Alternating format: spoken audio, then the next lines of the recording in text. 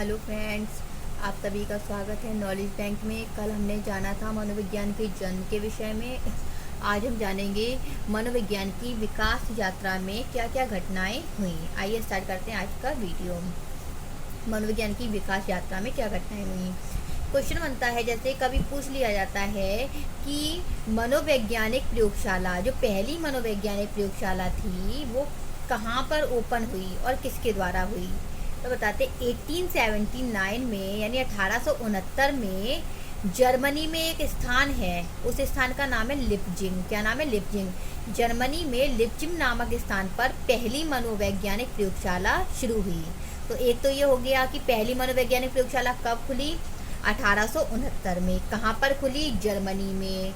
और ये भी पूछा जाए जर्मनी में कहाँ पर खुली, कौन से स्थान पर? तो लिप्जिंग नामक स्थान पर खुली।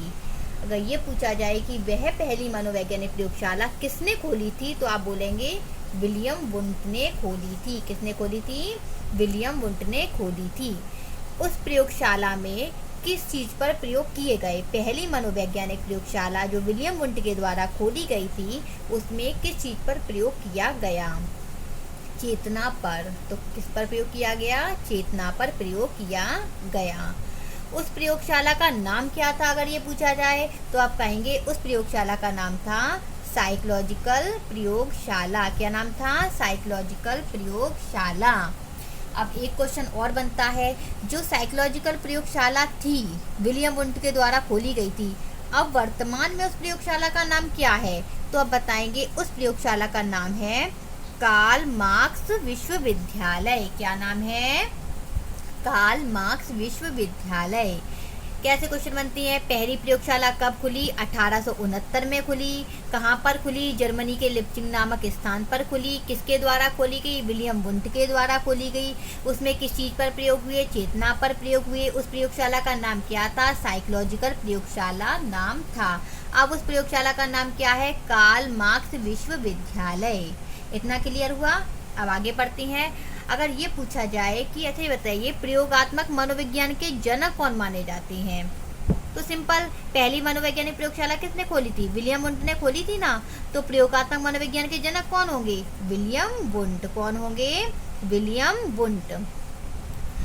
उसके संग बता दें आपको, जो विलियम वुंट हैं, इनके साथ एक और वैज्ञानिक थे जिनका नाम था विलियम मैकडूगल। क्या नाम था? William McDougall. विलियम मैकडूगल ने क्या किया कि जो ये चेतना शब्द है, इस चेतना शब्द की निंदा की और उन्होंने अपनी एक बुक लिखी। उस बुक का नाम था आउटलाइन साइकोलॉजी। क्या नाम था? Outline psychology. इस बुक में उन्होंने चेतना शब्द की जगह एक नया शब्द दिया। उस शब्द का नाम था अंतकरण। क्या नाम था? उस शब्द का नाम था अंतकरण। क्लियर हुआ? क्वेश्चन पूछा जाए कि पहली मनोवैज्ञानिक प्रयोगशाला कब खुली? 1879 में खुली। कहाँ पर खुली? जर्मनी के लिप्जिंग नामक स्थान पर। किसने खोली? विलियम वुंट ने खोली। उस पर वहाँ पे जो प्रयोगशाला खुली थी, उसमें प्रयोग किस चीज पर हुए? चेतना पर प्रयोग हुए।